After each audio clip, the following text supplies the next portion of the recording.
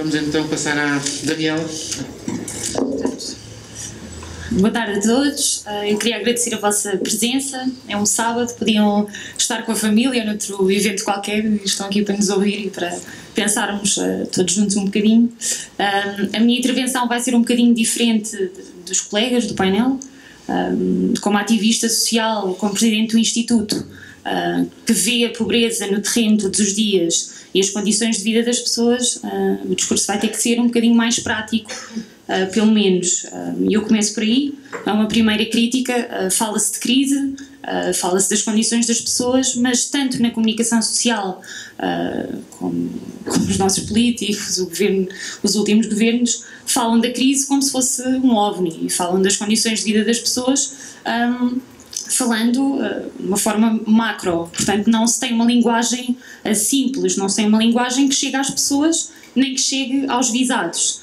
Normalmente as pessoas mais afetadas pela crise, quando há debates sobre crise, sobre pobreza, mudam de canal, porque a conversa, a linguagem e a forma como se diz as coisas não chega às pessoas.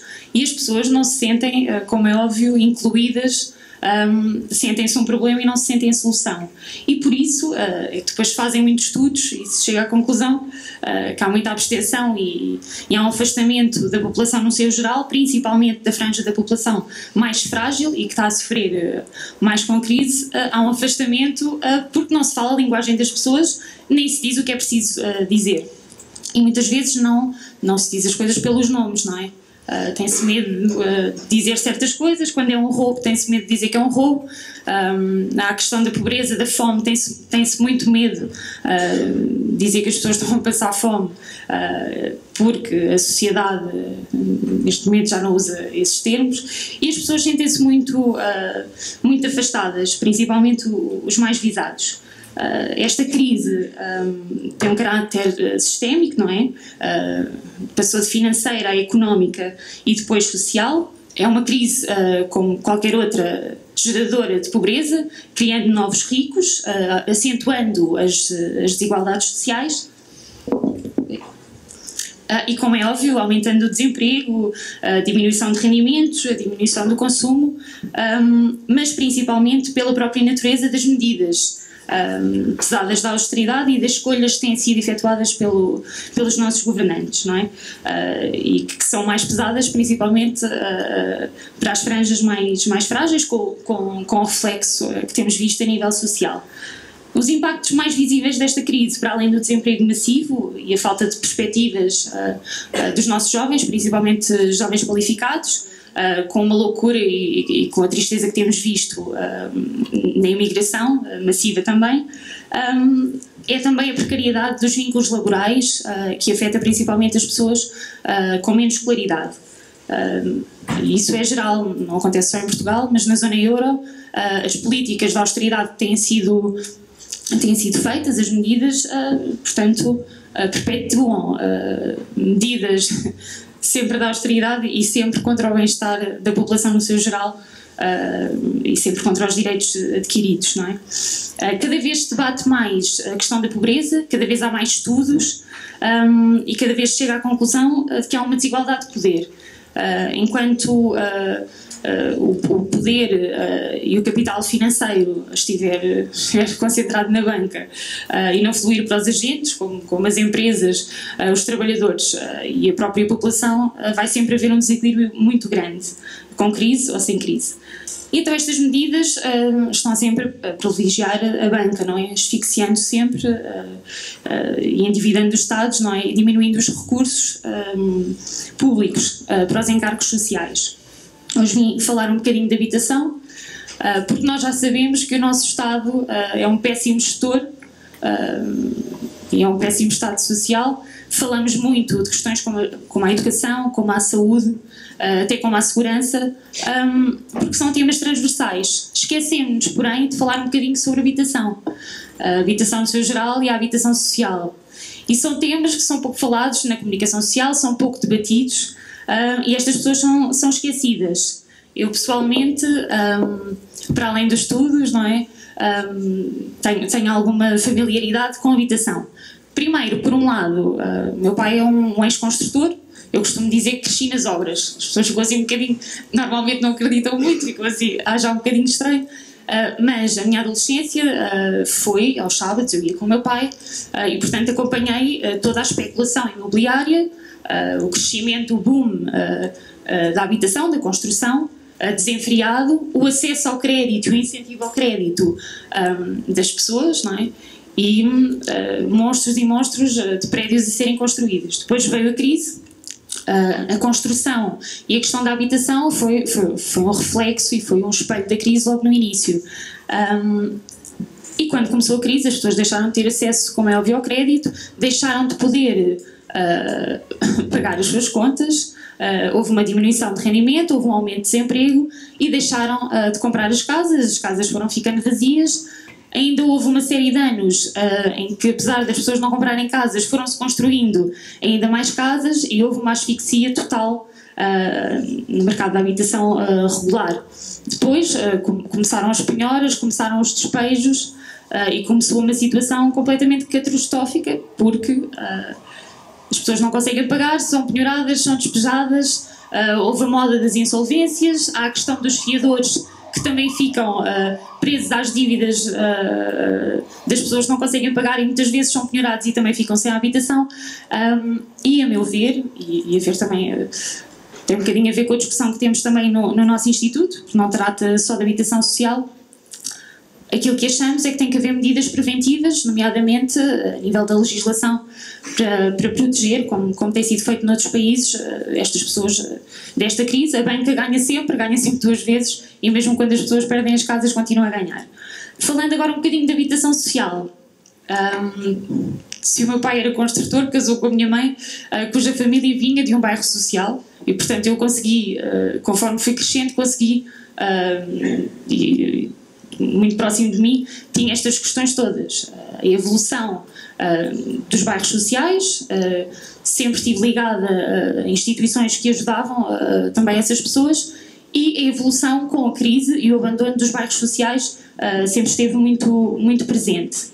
A nível da habitação social, não se fala no nosso país, não se sabe como é que os bairros estão, e a única coisa que tem passado para a comunicação social, e os sucessivos governos têm tido, infelizmente, imenso sucesso nisso, é a questão dos tiros, a questão das diferenças de cultura, a questão das etnias, e passa-se um bocadinho a imagem de que os bairros sociais têm pessoas que vivem de subsídios, que não querem trabalhar, que são marginais. Portanto, os governos têm conseguido com sucesso tapar um bocadinho a má gestão e o abandono que têm feito aos bairros sociais e a estas pessoas, exatamente com essa questão.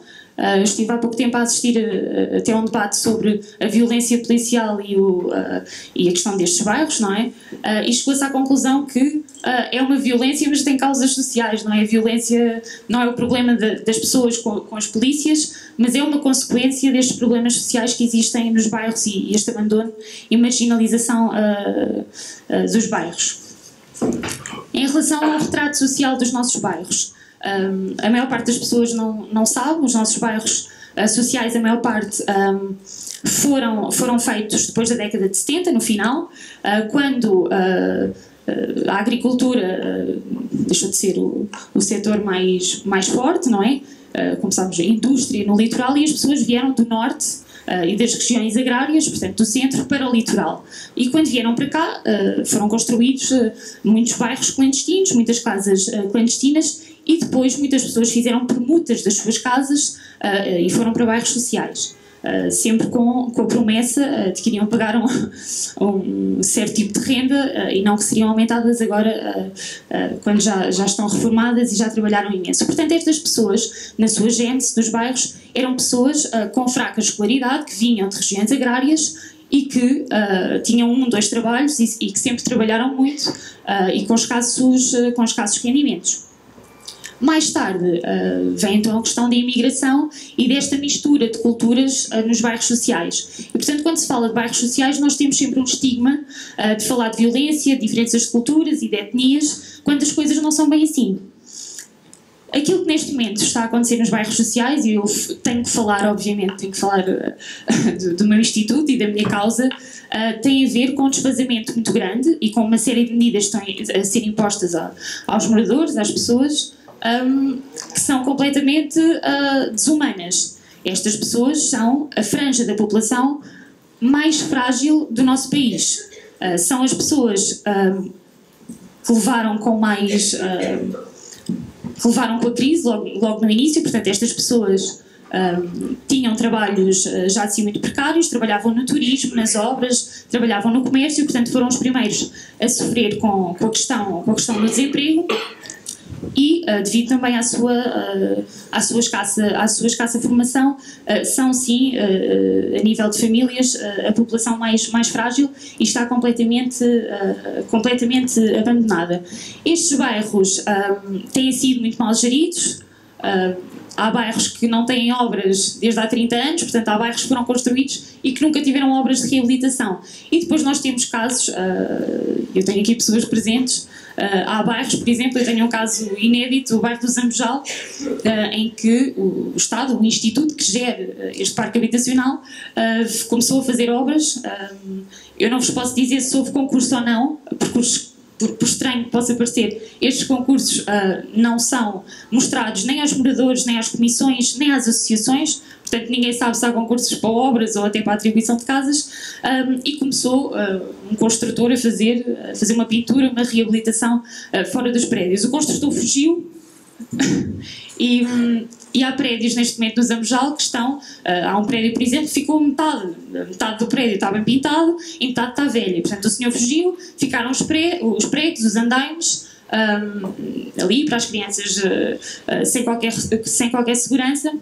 E, portanto, este é o retrato das obras e da gestão e da requalificação que é feita nestes bairros, sem qualquer cuidado e sem qualquer transparência, porque ninguém sabe quando é que vão ser feitas as obras. As obras, quando são feitas, não são as comissões nem as associações consultadas para o que quer que seja. Por exemplo, num prédio, uma comissão, e há comissões em muitos prédios e os bairros auto-organizam-se. Se houver uma pessoa deficiente que precise ou de um elevador ou de uma rampa, isto não é tido em conta quando as obras são feitas de requalificação. Quer dizer, isto é ridículo, é o dinheiro público que é usado e são feitos projetos em que não se vê a realidade das pessoas. Isto é completamente impensável e não se fala disto. Portanto, as pessoas vivem em condições sem qualquer dignidade, não é? Há casas em que chove lá dentro, há casas com... Nós tivemos uma manifestação na última terça-feira. Antes disso fizemos uma peça com a SIC e chegámos a um ponto em que eu estava numa habitação, o jornalista entrou, o câmara entrou, eu não consegui estar mais de 30 segundos dentro daquela casa com tanta umidade que tinha. Este senhor, por exemplo, o dono da casa, foi aumentado para 300 e tal euros, quase 400 euros de renda, numa habitação em que a maior parte das pessoas não ia conseguir estar lá mais de 30 segundos. Portanto, estas pessoas estão a ser completamente abandonadas e vivem completamente sem dignidade. O que acontece na nossa habitação, e agora também com a nova lei, e tem a ver exatamente com as obras nesse ponto, é que a entidade do Estado ou do poder local que gere os parques habitacionais é obrigada a fazer obras contínuas de reabilitação. E o que é que acontece? Para além de não fazerem, depois a própria lei também não mostra como é que podem ser castigadas se não fizerem. As pessoas, por outro lado, na lei também não podem fazer as obras por si próprias, estão proibidas. Portanto, as pessoas são obrigadas a viver indignamente durante décadas e décadas. E isto também não se fala.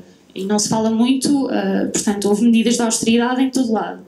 Na saúde, na educação, na segurança, na habitação, mas não houve medidas nem de transparência nem de cortes nestes institutos fantasmas, nestas entidades que gerem os bairros, que engordam, que ficam com o dinheiro dos contribuintes, engordam ao máximo e vão enchendo, mas depois não fazem aquilo que lhes compete, não é? As obras e um cuidar dos moradores. e não fazem absolutamente nada, nem sequer a informação que devia ser prestada aos moradores é prestada. Neste momento eu posso dizer, e posso falar pelos meus utentes, têm mais medo de ir a um instituto que gere estes parques habitacionais falar das suas habitações do que têm medo de ir às finanças. Portanto, estamos aqui num é completamente desumano, não é? Então, não me vou alongar muito. Continuando, por acaso estava a ter ainda ontem uma conversa com o Ramos de Almeida e estávamos a falar, os políticos realmente têm uma noção muito desfasada da realidade e da crise e dos problemas das pessoas. Havia, há uns tempos, quando houve uma crise de frio na França, uma política francesa que, portanto, estava a avisar os sem-abrigo para não saírem de casa. E, portanto, isto é o cúmulo.